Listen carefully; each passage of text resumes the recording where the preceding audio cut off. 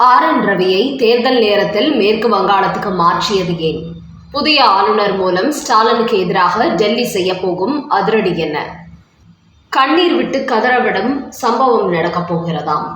டெல்லியில் வெளியான பகீர் செய்தியால் பத்திக் கொண்ட பரபரப்பு. வணக்கம் நண்பர்களே.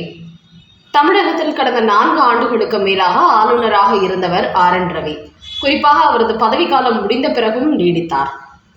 எப்படியேனும் அவரை தமிழ்நாட்டிலிருந்து வெளியேற்றிவிட வேண்டும் என்று திமுகவினர் போட்ட அனைத்து திட்டங்களும் அவர்களுக்கு எதிராகவே திரும்பிவிட்டது. முக்கியமாக மு.க.ஸ்டாலின் அனுப்பும் மசோதாக்களுக்கு உடனடியாக ஒப்புதல் கொடுக்காமல் அவற்றை கிடப்பில் போடுவது, ஜனாதிபதிக்கு அனுப்புவது என்று கதறவிட்டு வந்தார்.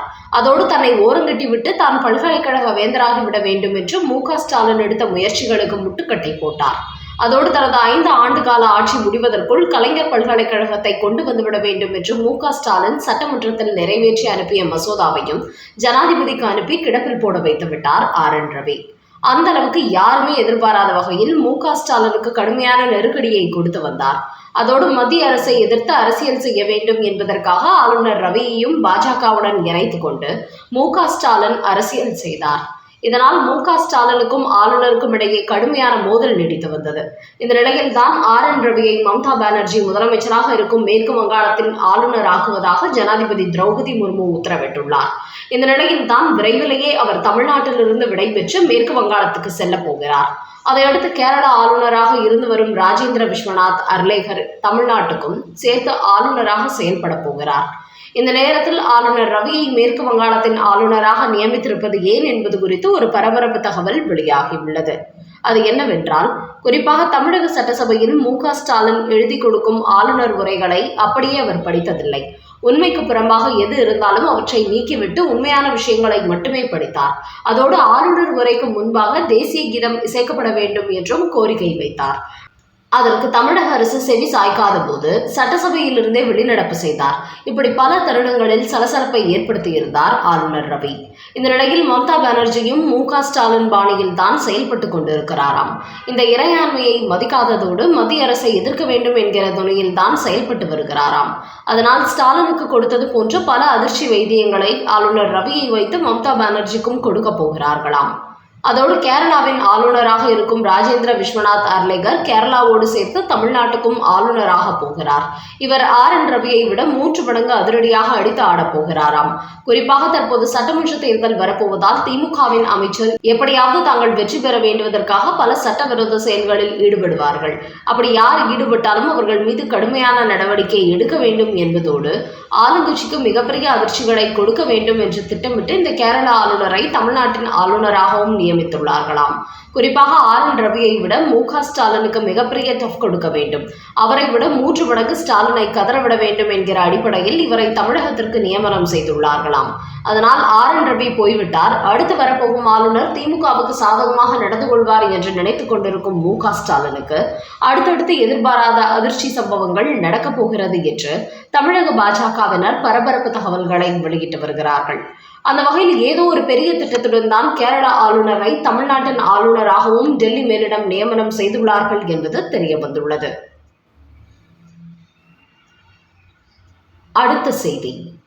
மனைவியை விவாகரத்து செய்யாமல் மற்ற பெண்ணுடன் டூயட் பாடினால் 10 ஆண்டு சிறை. சட்டப்பிரிவு 6 சிக்கப் போகிறாரா விஜய்? நடிகர் விஜய் தனது மனைவி சங்கீதாவை கடந்த 5 ஆண்டுகளாக பிரிந்து வாழ்ந்து வருகிறார். இந்த நிலையில் தான் தற்போது விவாகரத்து கோரி நீதிமன்றத்தில் மனு தாக்கல் செய்துள்ளார் சங்கீதா. அவர் மனு தாக்கல் செய்த சில தினங்களிலேயே த்ரிஷாவுடன் பொதுவெளியில் ஜோடியாக வர தொடங்கிவிட்டார் விஜய். அவரது அந்த செயல்பாடு அவரது ரசிகர்கள் மத்தியிலேயே விமர்சனங்களை ஏற்படுத்தி இருக்கிறது. அதே சமயம் மனைவியை சட்டப்படி விவாகரத்து செய்வதற்கு முன்பே வேறொரு பெண்ணுடன் பொதுவெளியில் வலம் வருவதும் சட்டப்படி குற்றம் என்று சட்ட வல்லுநர்கள் விமர்சனம் செய்துள்ளார்கள்.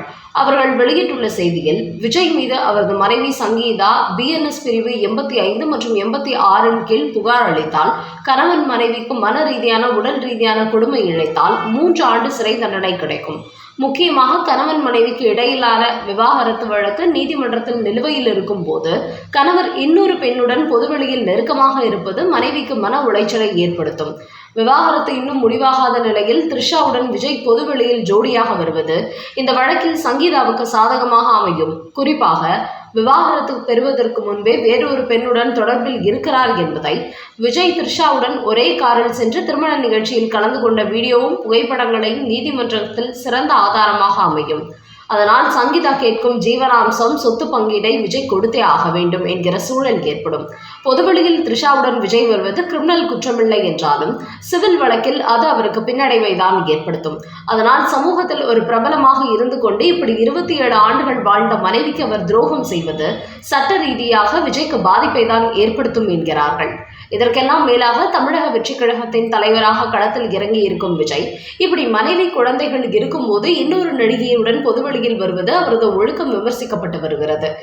இதுவரை அவருக்கு ஆதரவாக குரல் கொடுத்து வந்த தமிழக பெண்கள் மத்தியில் அவர் மீது அதிருப்தியை ஏற்படுத்தி இருப்பதோடு அரசியலில் எதிர்பார்ப்பது போன்று அவருக்கு சாதகமான சூழலை ஏற்படுத்தாது என்றும் விமர்சனங்கள் எழுந்துள்ளன. அடுத்த செய்தி. ஈரான் சரணடையும் வரை போர் முடிவதற்கு வாய்ப்பில்லை. ட்ரம்ப் வெளியிட்ட பரபரப்பு செய்தி. ஈரான் நாட்டின் ஆட்சியாளரும் மத தலைவருமான அயதுல்லா அலி கமேனியை அமெரிக்க, இஸ்ரேல் நாடுகள் திட்டமிட்டு தாக்குதல் நடத்தி படுகொலை செய்தார்கள். இதன் காரணமாக அந்நாடுகள் மீது ஈரான் ஏவுகணை ட்ரோன் தாக்குதலை தொடங்கியதை அடுத்து தற்போது அமெரிக்க, இஸ்ரேல் நாடுகளும் ஈரானை தாக்க தொடங்கியுள்ளன. இதனால் கடந்த ஒரு வார காலமாக தீவிர போர் நடைபெற்றுக் கொண்டிருக்கிறது. இந்த நிலையில் பல நாடுகளும் இந்த போரை நிறுத்த மத்தியஸ்தம் பேச தயாராக இருப்பதாக கூறுகிறார்கள். அதையடுத்து இது சம்பந்தமாக ட்ரம்ப் ஒரு அறிக்கை வெளியிட்டுள்ளார். அதில் ஈரான் நாடு நிபந்தனையற்ற சரணடைய வேண்டும். அதுவரை அந்நாட்டுடன் எந்த ஒப்பந்தமும் கிடையாது. அதோடு அனைவராலும் ஏற்றுக்கொள்ளக்கூடிய தலைவர்களாகிய நாங்கள் மற்றும் எங்கள் நண்பர்கள் இணைந்து ஈரானை அழிவின் பிடியிலிருந்து மீட்டெடுப்போம். பொருளாதார ரீதியாக சிறந்த நாடாக, வலிமையான நாடாகவும் மாற்றுவோம். ஈரானுக்கு சிறந்த எதிர்காலம் உள்ளது என்று தெரிவித்துள்ள டொனால்ட் ட்ரம்ப் ஈரான் சரண்டர் ஆகும் வரை எந்தவித பேச்சுவார்த்தைக்கும் தாங்கள் தயாராக இல்லை என்று கூறியுள்ளார். அது மட்டுமின்றி எங்களிடையே மத்தியஸ்தம் பேச நினைக்கும் நாடுகள் அந்த முயற்சியில் ஈடுபட வேண்டாம். வேண்டுமானால் ஈரானை சரண்டராக சொல்லுங்கள். அப்படி இல்லை என்றால் இந்த போர் இப்போதைக்கு முடிவதற்கு வாய்ப்பில்லை என்பது தெரிய வந்துள்ளது. இந்த நிலையில் கமேனி பதுங்கு குழியில் இருந்தபோது தாங்கள் சுற்றி வளைத்துக் கொன்றது எப்படி என்பது குறித்த ஒரு வீடியோவை இஸ்ரேல் பாதுகாப்பு படை வெளியிட்டிருக்கிறது. அந்த வீடியோவில் டெஹ்ரானில் உள்ள ஈரான் ஆட்சியாளரின் அலுவலகத்துக்கு அடியில் அமைக்கப்பட்டுள்ள நிலத்தடி இராணுவ பதுங்கு குழியில் கமேனி இருப்பதை கண்டறிந்து ஒரே நேரத்தில் 50 இஸ்ரேல் போர் விமானங்கள் முற்றுகையிட்டு அழித்தன என்றும் தெரிவிக்கப்பட்டுள்ளது. ஆனால் வீடியோவுடன் இந்த செய்தியை இஸ்ரேல் நாடு வெளியிட்டதை அடுத்து 86 வயது உடைய ஒரு கிழவனை சாகடித்துவிட்டு பெருமை பேசுவதா என்று இஸ்ரேல் நாட்டைச் சேர்ந்த சிலர் விமர்சனம் செய்தார்கள். அதற்கு அவர்களோ, இந்த கொடுங்கோல்தான் 7000 அப்பாவி மக்களை கொன்று குவித்தவன். அதனால் இதுபோன்ற நபர்களை அழிப்பது மற்றவர்களுக்கு ஒரு பாடமாக இருக்க வேண்டும் என்கிற நோக்கத்திலேயே இந்த தாக்குதல் நடத்தப்பட்டது. இதுபோன்ற நபர்களை இப்படியே விட்டால் இன்னும் ஆயிரக்கணக்கான மக்களை கொன்று குவிப்பார்கள். அதற்கு ஒரு முடிவு கட்டவே இந்த தாக்குதல் மேற்கொள்ளப்பட்டது என்று இஸ்ரேல் நாடு தெரிவித்திருக்கிறது.